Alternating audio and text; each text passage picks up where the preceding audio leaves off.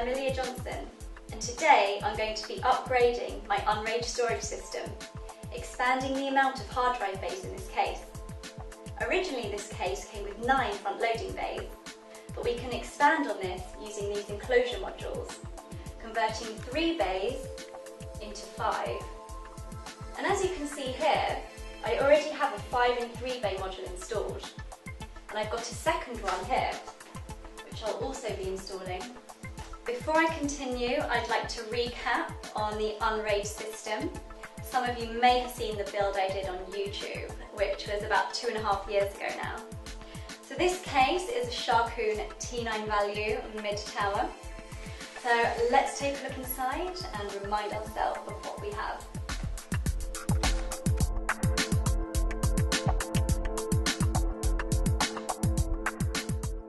I'm really happy with my choice of colour. That was lime, and I picked it for lime green technology. I think that was a very good choice. At the moment you're looking at the super micro motherboard. I think it kind of looks quite small in this case because it's a micro ATX form factor. Under the cooler is an Intel Core i3 processor, and I didn't really want to go for a fancy CPU cooler because this stock cooler should be sufficient for a system like this. There's 8 gigs of RAM, which is quite generous for a network storage system. But the RAM was actually pretty cheap, so I'd rather have more than not enough. This USB memory stick is the boot device containing the unRAID operating system. And along here are the PCI Express lanes. These two here are version 3.0. I'm actually going to be using one of these a bit later. Here are 6 SATA 2 on board, and I've plugged 5 of them in already. They're going into 5 in 3 backplane module. There's one of them which isn't being used right now. Quite a few people on YouTube which ask me the same thing. That is, how I'm going to be plugging in more hard drives when I only have 6 SATA ports. Well, the answer is very simple. That is with this PCI Express card, and this will give me 8 extra SATA ports. But I'm going to be talking more about this later. Let's take a look at the hardware I'm going to be using today. So this is the IC dock, and the reason I chose to get this instead of the IC box is because of the trayless feature in the hot swappable drives. And I'm really hoping that this is going to be much easier to use because on the IC box I just find these very fiddly. And every time I need to install a hard drive, I have to get the screwdriver out, screws, and it's very tricky to put back in place. As you can see, I'm kind of struggling here. So I can try that out and see how it works. So let's take a look at the back of the IC dock. This is an 80mm fan with 3 different settings. It's got low, high or auto. So I think I'm just going to leave it in auto for now. Along the bottom we've got 3 power connectors. And there's 5 SATA ports along the top. So with this IC dock, I'm going to be replacing the 3 drive bays here. This is where this will fit.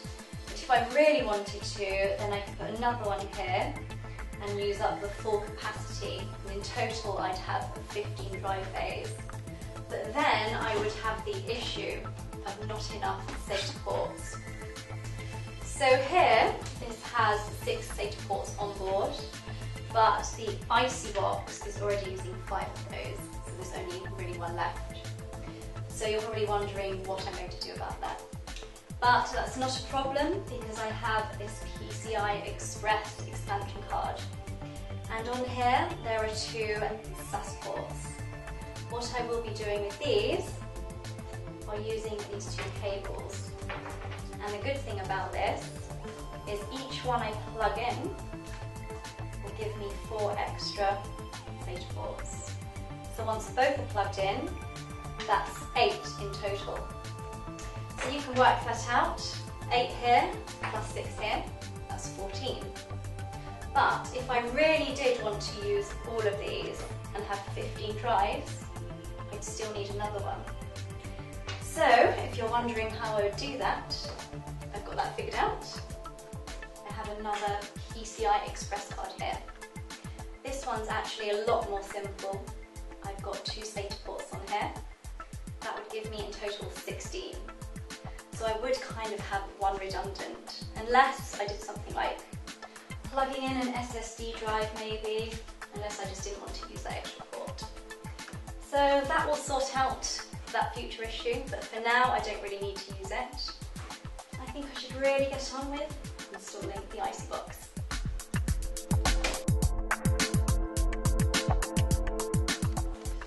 Well, because of this front panel header and the cables connecting this to the motherboard, it's looking like it's going to be quite tricky for me to remove these 3 here, but I'm sure I'll be able to get around it somehow.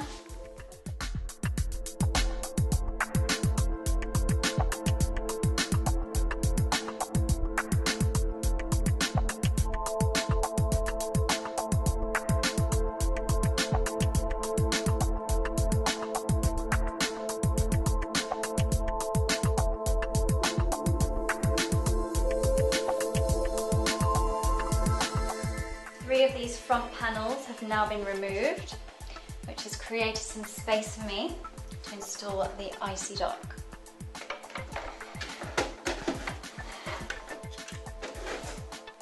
And if I rotate this case around, you can get a better look.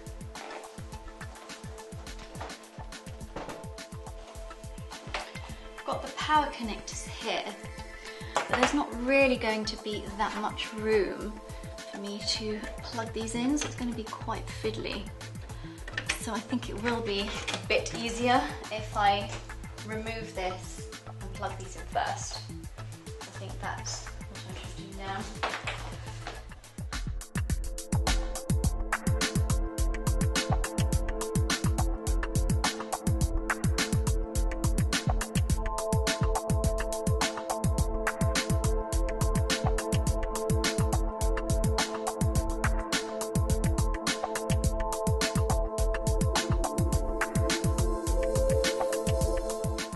Now ready to install the PCI expansion card.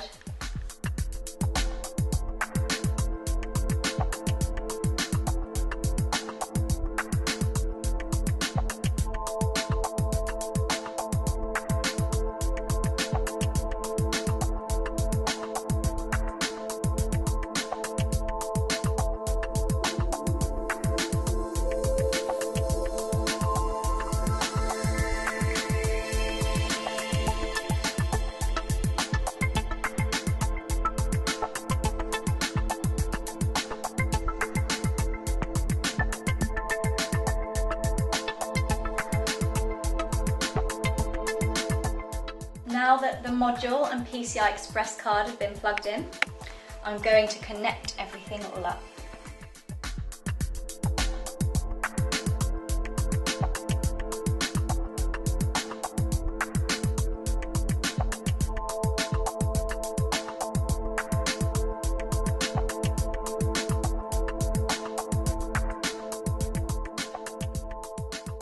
Everything's now been installed, so I've powered this up just to check that everything is working properly.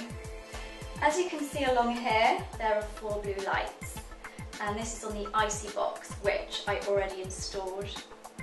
So these blue lights mean that there are discs inside here already, and up here, this is the IC dock, which I've newly installed.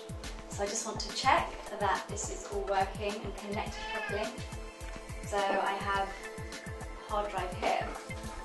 I also want to see how easy it is to place inside. And that was very smooth compared to here in the IC box. I'm just going to turn it on now. That was very simple. Very impressed with that.